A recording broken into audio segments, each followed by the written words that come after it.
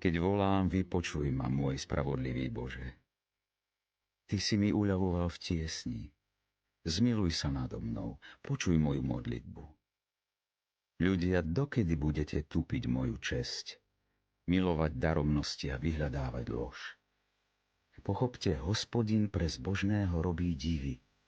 Hospodin počuje, keď volám k nemu. Chvejte sa a nehrešte. Uvažujte na lôžku a zmlknite. Prinášajte správne obety a dôverujte Hospodinovi. Mnohí sa pýtajú, kto nám ukáže niečo dobré. Hospodin, nech nás osvieti svetlo tvojej tváre. Dal si mi do srdca väčšiu radosť, než majú oni z hojnosti obilia a muštu. V pokoji si ľahnem a zaspím, lebo len ty sám, Hospodin, dávaš bezpečný príbytok.